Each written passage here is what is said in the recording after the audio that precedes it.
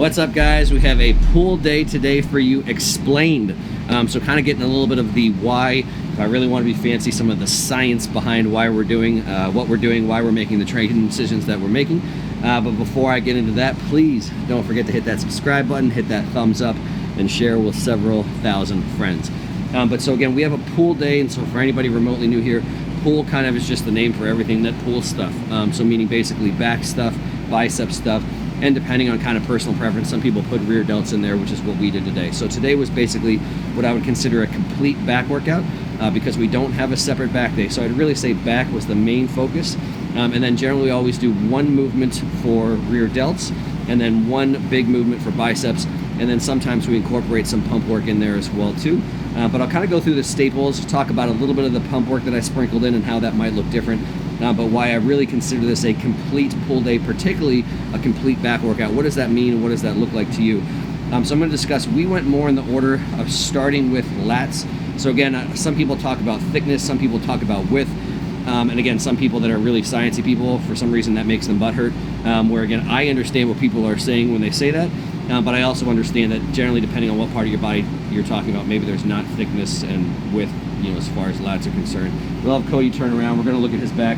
So I think when most people are talking about width, they're just talking about lats. So again, if you're trying to add to the actual width of your back, as far as back musculature is concerned, the lats are the ones that are basically going to make your back look wider. Obviously, when you hit a front lat, spread a front relax, it's your lats that you can see from the front. And then obviously if you're opening up your lats from behind, it's really the lats that create the width of your back. The widest point of your body is still always going to be your delts. So again, if you really want to improve your width, the silhouette you create, that's going to be more about delts than it is about back.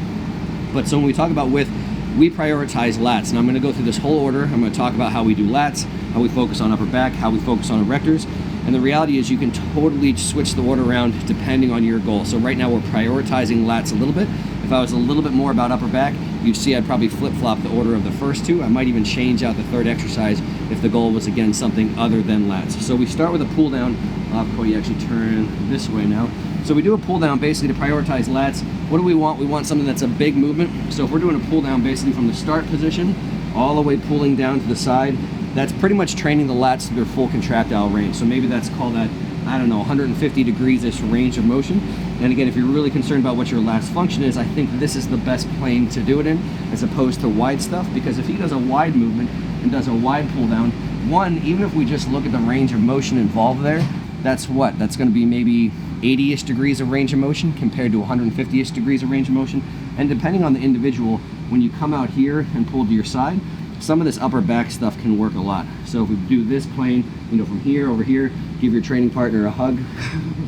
Inappropriate. We're going to get a complaint after that. But if we come more here, this is going to line up a little bit better with keeping just lat stuff working and not this stuff working. So that's the main reason. Again, if we look at lats full contractile range, we start with a pull down just because it's arguably the most efficient movement. Really, if I was only going to do one movement for lats, it would be a pull down variation. Now we do a single arm because most people aren't going to have a machine that's going to fit them, especially if you're wider like Cody. So again, that's why we do single arm a lot. If you don't have a single arm machine that you like, just do a single arm cable. I think that's one of the next best options, and pretty much everybody has that option.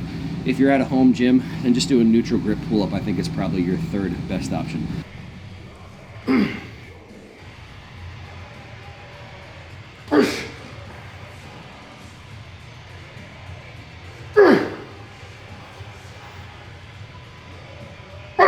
on, two, keep them smooth. One more. Finish down, finish down, finish down. Yep. And then we move to thickness, which is upper back stuff. I'll have Cody turn around again. So when I'm talking thickness, I always just like to say, to keep things simple because it's more than one muscle group, just imagine basically delt to delt, rear delt to rear delt specifically, and everything that's in between. The main thing you're going to find in there that you're going to visually see are traps. You got rhomboids, you got some kind of rotator cuff stuff you can see up here as well too. So again, anytime that you're doing this kind of stretchy, protracty thing and this retracty type thing, all of that stuff is going to work to some degree. And assuming you're not doing an isolated shrug, if your upper arm is moving, your rear delts are going to work a lot there as well too. So again, for one big movement that trains through full protraction, full retraction, and kind of has a little bit of everything working, that's why we do a chest supported T-bar row. So we do a chest supported T-bar row because that allows you to go to full protraction, full retraction, and as far as all the musculature in between your shoulder blades, that's pretty much full range of motion for those. And again, for individual needs, if you wanted a little bit more upper traps, you could absolutely include some shrugs. If you want a little bit more lower traps, probably like a high row type movement is going to be a good option. But if you're just pretty balanced, kind of where we're at right now, one really good chest supported row is going to really get all of your traps trained. And again, just think about kind of common sense on that. If you can do 3 plates on a chest supported row with perfect form, and you can take it up to 6 plates with the same rep range with perfect form, all of that stuff is going to have to get bigger. It's pretty impossible for it not to. So that's really what we're thinking from an upper back standpoint. And then again, it's pretty much full contractile range for all that stuff, picking up some rear delts as we go along. Why do we do chest supported there? Do chest supported to make sure that the limiting factor isn't our hips and isn't the erectors, right? And so again, sometimes if you do a bent over row, which can be a great movement, not saying a bent over barbell row is bad, but lots of times hips and lower back can fatigue before your upper back does. So we want to make sure the limiting factor is going to be upper back. And at the same time, if we want to train erectors, if we want to train hips, I'd rather do it with something with more load. So if you imagine if you're doing a bent over row with 315, but you're also capable of doing deadlifts with 600 plus pounds, how is a 315 bent over row, even though it works your hips, even though it works your erectors to keep things still, how is that going to be adequate for growth? So I basically always keep the two separate. I want max effort for stuff for hips and erectors, and I want max effort for stuff with upper back. And again, that's why I do a lot of chest supported row stuff. So between those two, that's pretty complete workout just for lats, and then again for upper back stuff. Then I kind of like to tie it together. We do one more row variation with a little bit more lat focus. You'll see when the focus is upper back, we want to drive the elbow as far back as we can, retract the shoulder blades as far as we can. When we want to do lats, we let that arm come a little bit more at the side. We're kind of visualizing stuff wrap around. I'll have Cody turn around one more time.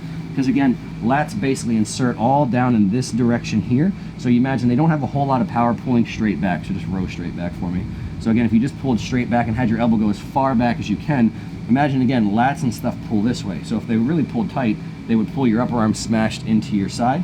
And so most of the time when we end with more of a lat row, we're trying to bring the elbow back and down around here. So again, we do a lat focus row. Thanks, Cody. I keep having Cody turn back and forth. It's getting you cardio. No, you're good. But so we're doing more of a lat focus row again, just because the lats are a little bit of a focus. But I say it's kind of tying things together too, because absolutely your shoulder blades are and should be moving. So upper back. Right from there, we go into a low back extension. So we're using that 45-degree bench that you could use for hips or for lower back. Recently, we've started to incorporate a little bit more low back. Now, again, depending on your programming, this could be a great place for a deadlift variations as well too. We just so happen to have it on our leg day. We have an RDL that we're doing to start leg day, so I wouldn't want to double down and have 2 deadlift variations. And so even though we're doing an RDL on leg day mainly for hip stuff, our erectors are getting waxed on there as well too. So just a touch on them and a little bit extra. We're doing some weighted low back extensions, taking the hips out of it. So it's just a little bit more work for our extensors. And we take the hips out of it by putting the thigh pad or the hip pad above our pelvis. So again, we can't actually hip flex and hip extend. So the only thing moving is spinal flexion, spinal extension. And we really only do one working set there because again, we have RDLs on another day. So we're really careful about how much can we tolerate there without basically limiting our performance on an RDL day. So between those 4 movements, that's pretty much everything from upper back thickness stuff, your lats pretty much to their full contractile range, and then again, we're waxing erectors as well too on there. So literally every part of your back, I would consider those 4 movements a very complete back workout.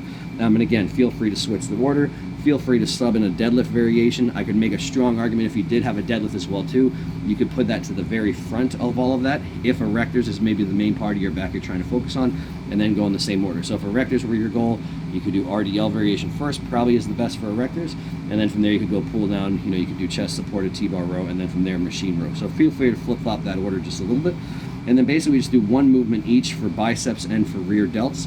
And again, you have to see the context of the rest of our split. Right now, that's just enough for rear delts. We do the reverse pec deck. I picked that because it trains that rear delt through its full contractile range.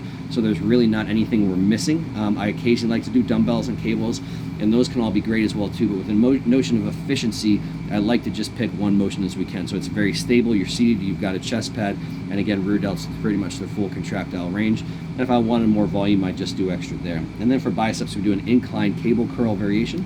And the reason we always incorporate that is I don't train the biceps fully lengthened on our arm day. And so again, someone's going to say, is that enough rear delts? Is that enough biceps? We have a completely separate arm day as well too. We're generally doing 2 or 3 big movements for biceps there as well. So that kind of got to take that within the context. If you want a little bit more biceps, maybe incorporate one more movement on your pull day if you're not having a separate arm day. But that's just where our split is right now.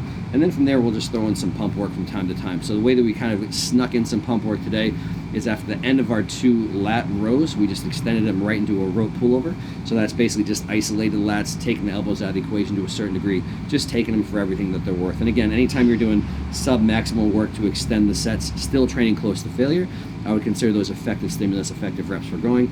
And then for biceps, we just threw in 1 machine preacher, just a long ass extended set that I think was 30 plus reps or so by basically just doing a drop. So again, occasionally we incorporate a little bit more biceps, a little bit more work if we're just trying to get a little bit more out of them.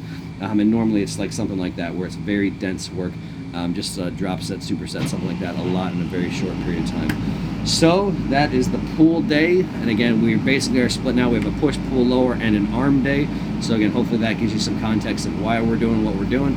Can be a great pull option for anyone out there.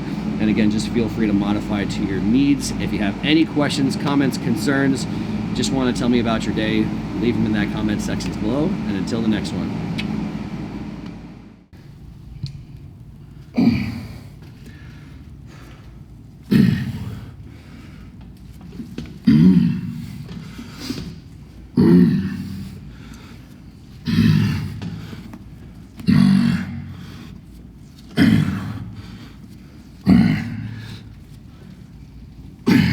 Okay. Yep.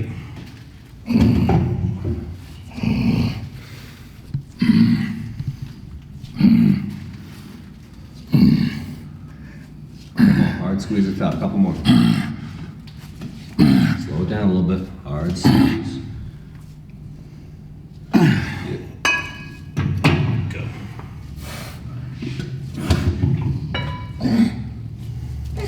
Come on. Come on, keep going. Come on, you got 10 now. Let's go.